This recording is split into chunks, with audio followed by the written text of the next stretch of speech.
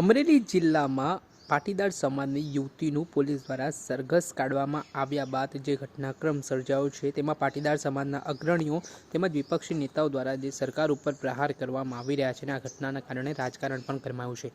ત્યારે આ બાબતના સંદર્ભમાં પાટીદાર યુવતી સાથે જે ઘટના બની છે અને પોલીસ દ્વારા જે કાર્યવાહી કરવામાં આવી છે તે ઘટનાના વિરોધમાં ગઈકાલે સુરત ખાતે આમ આદમી પાર્ટીના કાર્યકરો દ્વારા અમરેલી પોલીસ અને ગુજરાતના ગૃહ રાજ્યમંત્રી હર્ષ સંઘવી વિરુદ્ધ વિરોધ નોંધાવ્યો હતો.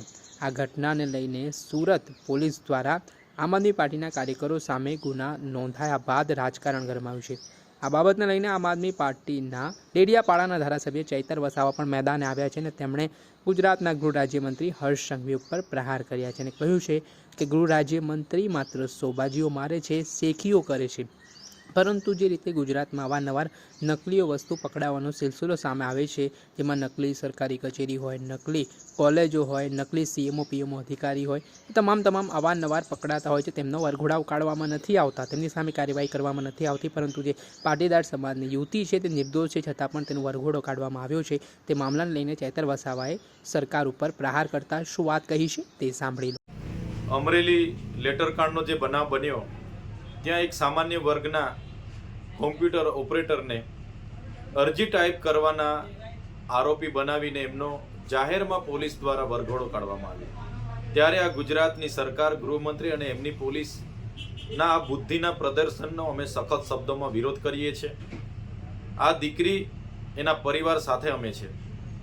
સાથે ગત રોજના સુરત ખાતે અમારી મહિલા કોર્પોરેટરો અને ત્યાંના આગેવાનોએ આ પાયલબેનના વરઘોડાનો વિરોધ નોંધાવ્યો. ત્યારે ગૃહમંત્રીના ઇશારે સુરત પોલીસે એમની પર ખોટી એફઆઈઆરો કરી એમને જેલમાં પૂરવી દેવામાં આવ્યા છે. ત્યારે અમે ગૃહમંત્રીને કહેવા માંગીએ છીએ, ખોટી સોબાજી કરવાના બદલે, ખોટી શેખીઓ મારવાના બદલે જે ગુજરાતમાં નકલી પીએમઓ સીએમઓ અધિકારીઓ પકડાય છે, નકલી જજ પકડાય છે, નકલી કચેરીઓ, નકલી કોલેજો, નકલી શાળાઓ પકડાય છે, એમના પર તમે ક્યારે કાર્યવાહી કરવાના છો? ભૂપેન્દ્રસિંહ ઝાલા જે 6000 કરોડનું કૌભાંડ કરીને બેઠા છે એનો વરઘોડો તમે ક્યારે કાઢવાના છો? ત્યારે બુટલેગરો હોય, ભૂમાફિયા હોય કે બળાત્કારીઓ હોય, ગુજરાતમાં બેફામ બન્યા છે. મહિલાઓ સુરક્ષિત નથી, બાળકીઓ સુરક્ષિત નથી, અને આવી દીકરી જે કોમ્પ્યુટર ઓપરેટર હતી એનો વરઘોડો કાઢીને આ નમાલી સરકાર, નમાલા ગૃહમંત્રી શું સાબિત કરવા માંગે છે?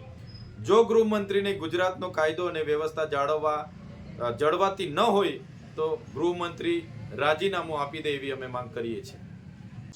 આવતા ડેડિયાપાડાના આમ આદમી પાર્ટીના ધારાસભ્ય ચૈતર વસાવા તેઓ આટલેથી ન અટકતા ગુજરાતમાં જે બુટલેગરો છે, ભૂમાફિયાઓ છે, ડ્રગ્સ માફિયાઓ છે તે દિવસે ને દિવસે બેફામ બન્યા છે અને જે રીતે ગુનાહિત પ્રવૃત્તિને આચરી રહ્યા છે તેમની સામે સરકાર કડક હાથે કાર્યવાહી નથી કરતી તે પ્રકારના આરોપો તેમણે લગાવ્યા છે અને કહ્યું છે કે સામાન્ય જનતાને હેરાન પરેશાન કરવામાં આવે છે.